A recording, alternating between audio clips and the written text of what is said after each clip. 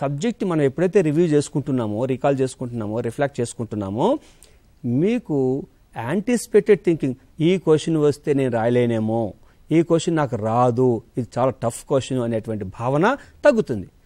చూడండి ఇక్కడ ఏమవుతుంది, మీ యొక్క స్టడీ హ్యాబిట్ షెడ్యూల్ అనేది మీకున్నటువంటి సబ్జెక్ట్ డిఫికల్టీని హైరార్కీ చేస్తుంది. దానికి కావాల్సిన అప్రోప్రియేట్ ప్లానింగ్, అంటే ఏ యొక్క సబ్జెక్ట్ ఎంతెంత టైం కేటాయించాలనే విషయం తెలుస్తుంది.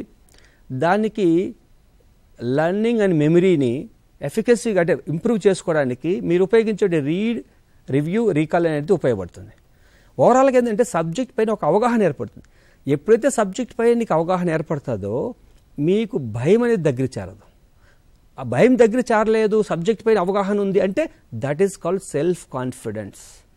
సెల్ఫ్ కాన్ఫిడెన్స్ ఎప్పుడు ఏర్పడుతుందంటే వ్యక్తి తన యొక్క విషయం పైన ఏకాగ్రతతో సమయ విషయాన్ని అర్థం చేసుకోగలిగితే ఆ వ్యక్తిలో ఉన్నటువంటి కాన్ఫిడెన్స్ లెవెల్ని సెల్ఫ్ కాన్ఫిడెన్స్ అంటారు.